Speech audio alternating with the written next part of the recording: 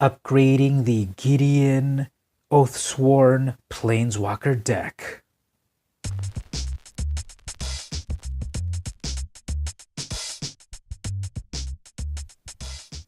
Hey everyone, it's VM Campos Magic Fan.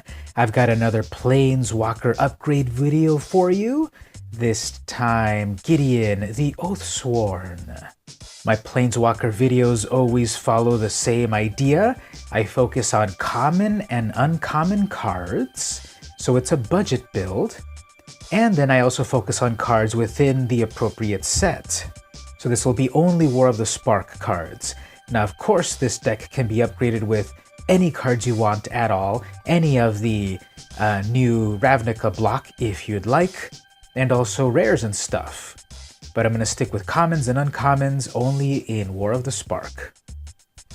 Now, this is the short version of the video. If you have $1, head on over to patreon.com/vmcampos to get the full video. You'll get the full deck list, sideboard, additional upgrades, and the big money changes. If you can't quite subscribe at the moment, no worries. Enjoy this shorter version of the video. Okay, so what we're going to do is first look at the mana base. Now, there seems to be, as usual, these Planeswalker decks have a little too much mana. Okay, we've got the 4 Orzhov Guild Gates. So we'll keep those because this is an Orzhov deck, so black and white. Now, there are 10 swamps, but then 12 plains. That's a little too much. So here's what I'm doing. I'm taking out 2 of the plains, and I'm replacing them with 2 gateway plazas. Now, these let you tap for any color mana once you pay 1 to keep it in play, so you'll never be with your wrong color of mana. Okay, ultimately we're trying to get our mana so that we can get to Gideon the Oathsworn. He is our premium card here, nice and shiny. Look at his armor. He's a 6 casting cost legendary planeswalker.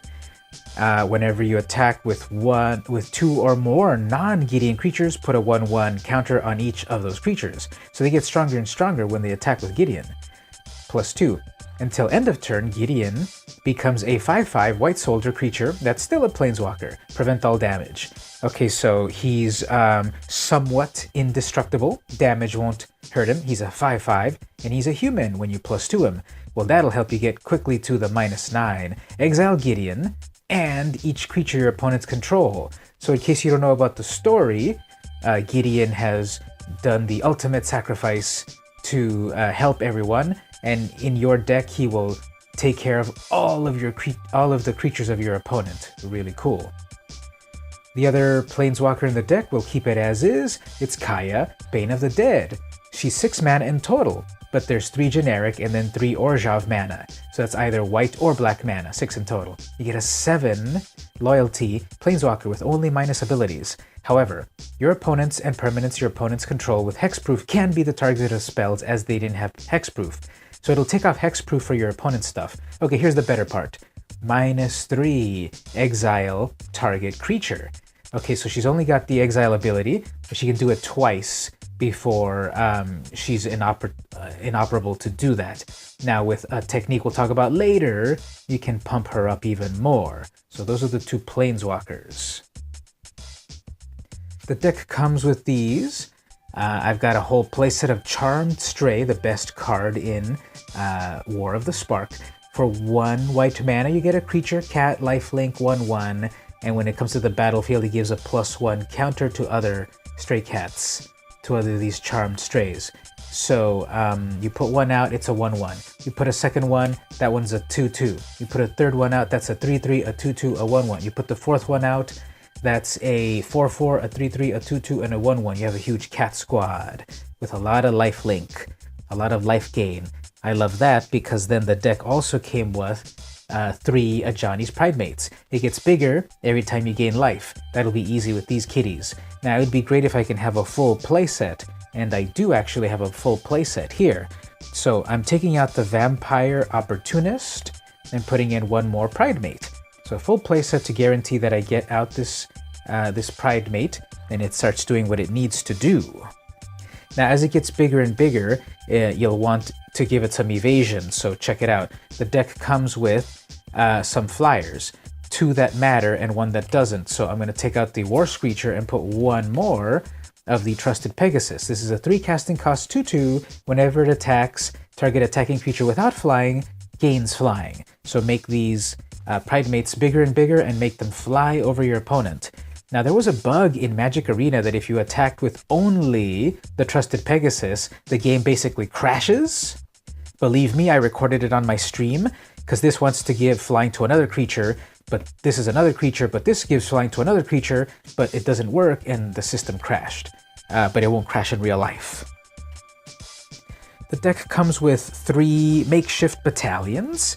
I'm actually going to remove all of them and put in 3 Vraska's Finishers. 3 casting costs, so it's the same as the one I removed. 3/2. When it enters the battlefield, destroy target creature or planeswalker an opponent controls that was dealt damage. So, if you send out your 1/1 Charmed Stray and does damage to your opponent's big, tough planeswalker, then you summon the Vraska's Finisher, that big, tough planeswalker is dead because Vraska's Finisher came in. And after all, you might have pleaded your case with my queen earlier. Now I am here, and it is far too late. Oh, snap. Okay, so I'm going to keep all 3 of the Ob Nixilis's Cruelty. You might think about adding 1 more. You're free to change the deck, but these are great. 3 mana. Target creature gets -5/-5. If that creature would die, exile it. So get that creature out of here with a -5 ability.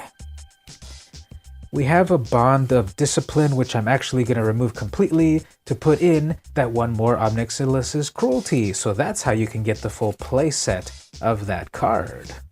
I'm keeping Command the Dreadhorde, 6 mana to basically steal creatures from different graveyards. You lose life based on what you steal, however, so be careful. Speaking of life and stealing it and so forth, we have Cruel Celebrant. This is becoming a very popular card. 2 mana in black and white, 1/2 creature. When it or another creature dies, or a planeswalker you control dies, each opponent loses 1 life and you gain 1 life. So this could bring your life back as it drains your opponents. And in multiplayer, it's even more amazing. Well, the card's really amazing. So what I've done is I've removed 1 Gideon's Company to add 1 more Celebrant. So I've got the full playset of the Celebrant. Good. And I had to take out 1 of the 3 Gideon's Company. This is one of the exclusive cards. Number 268 out of 264, only found in the Planeswalker decks. 4 mana, 3/3 creature. Whenever you gain life, and we have the ability to gain life in this deck, put 2 1/1 counters on Gideon's Company. Okay, 4, put a loyalty counter on a Gideon. So if you've got 4 mana, you'll be able to increase the loyalty of your Gideon. Now it is 4 mana in total and reliant on other things, so I took 1 out, no big deal. There are also these 4 Desperate Lunges, which are more of the exclusive cards. That's a little much, so I took out 2 to put in 2 of these Bane Hounds. Let me get back to the card in a moment. These 2 Bane Hounds. Now I want a full playset of the Bane Hounds, so I'm also taking out the Enforcer Griffin, kind of a very expensive flyer, and I'm going to focus more on life gain because, oh, the Bane Hound, for a single casting cost of black, you get a 1/1 Nightmare Hound, lifelink, and haste. So this will start attacking right away, turn 1, gaining you life. Gaining you life for the Ajani's Pride Mate. Gaining you life for the Gideon's Company. So that's why I picked those instead. And I took out 2 of the Desperate Lunge. This is number 266. 2 casting cost instant. Target creature gets +2/+2 and gains flying until end of turn. You gain 2 life. So more life gain to do the other shenanigans. Something gets a +2/+2 and gains flying. I really like the art on this. Check it out right here. Gideon is coming in to slay the dragon. I wonder how it turned out. And I'm keeping 2 of them, so that's good. And the last exclusive card over here, Gideon's Battle Cry. So 267 out of 264. It's a sorcery, kind of a high casting cost of 4. Put a 1/1 counter on each creature you control. You may search your library for Gideon, reveal it, and put it into your hand. So this will proliferate, sort of, over to your Pridemate and make it stronger and let you go get your Gideon. So I'll keep it in here. And the last card is the Oath of Kaya, one of the rare cards. 1 and then a white and a black legendary enchantments. You can only have 1 at a time on the board. When Oath enters the battlefield, it deals 3 damage to any target and you gain 3 life. So deal 3 damage to a creature, a Planeswalker, or a player, and then you gain 3 life. Whenever an opponent attacks a Planeswalker you control with 1 or more creatures, Oath deals 2 damage to them and you gain 2 life. So Kaya's Oath is totally hanging out, protecting you, protecting your Planeswalkers, dealing damage to them, gaining you life for your life gain shenanigans. So there you go, that's a possible upgrade to the Gideon the Oathsworn Planeswalker deck. There's still more that can be done to it, of course. What about the sideboard? What about the big money cards? Well, head on over to my Patreon at patreon.com/vmcampos, and if you've got $1, you can access the sideboard, more upgrades, and other strategy. If you can't quite get there, no worries, enjoy this shorter video. But if you do go there and pay at the $1 range, you'll get that, plus all of the other exclusive stuff. If you subscribe at the $2 range, I will actually mail you vintage Magic cards straight from my collection. This has been VM Campos, and I'll see you on Ravnica.